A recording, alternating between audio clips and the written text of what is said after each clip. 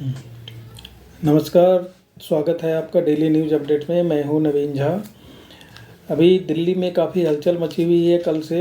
एक तो बीजेपी का अधिवेशन चल रहा है मंडपम में, दूसरा कमलनाथ को लेके जो मीडिया में काफ़ी ज़्यादा हलचल मची हुई है। ये कहा जा रहा है कि कमलनाथ बीजेपी में शामिल होने वाले हैं अपने बेटे और एमपी के कई सारे जो एमएलए हैं उसको लेके। तो क्या बीजेपी का जो नारा है, मोदी जी का जो नारा है इस बार 24 में 400 पार, क्या 400 पार करने के लिए बीजेपी कुछ भी करने को तैयार है? क्या बीजेपी को मोदी जी कांग्रेस में कन्वर्ट करना चाहते हैं, कांग्रेस युक्त बीजेपी बनाना चाहते हैं? बहुत सारे लीडर्स हैं अलग अलग प्रदेशों में जो बीजेपी में शामिल होना चाहते हैं, शामिल हो भी रहे हैं।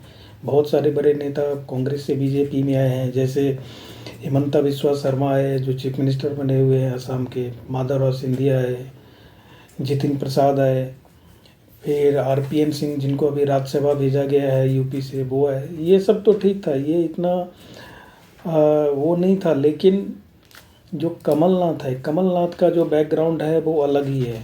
पब्लिक में भी इसका काफ़ी ज़्यादा रिpercussion देखने को मिल रहा है। कमलनाथ जो इंदिरा गांधी का तीसरा बेटा कहा जाता है कमलनाथ को। इमरजेंसी में इनका बहुत बड़ा हाथ था। उस समय इमरजेंसी में इंदिरा गांधी के खास बने हुए थे।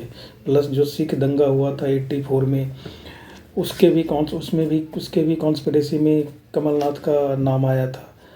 इसके बाद कहा जाता था जो नीरा राडिया का टेप बाहर आया था, उसमें बरखा दत्त से कहते हुए सुना गया था कि अरे कमलनाथ तो सोनिया गांधी का एटीएम है।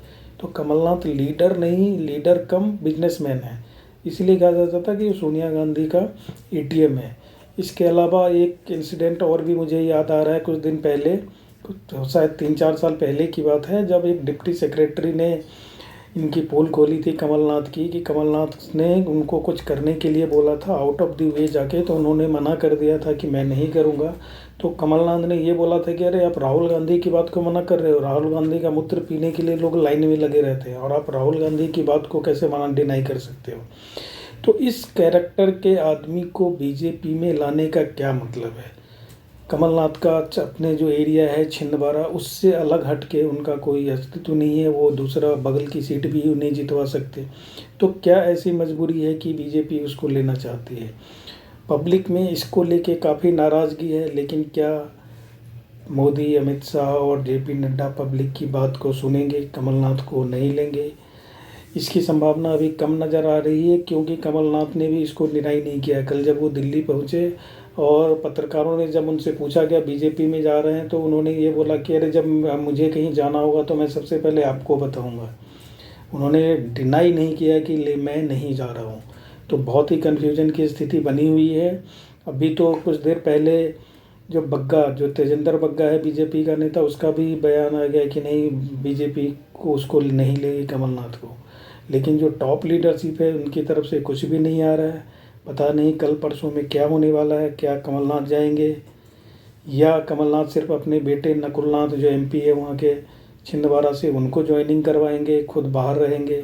पता नहीं, बहुत सारी बातें आ रही हैं मीडिया में। कल क्या होने वाला है पता नहीं।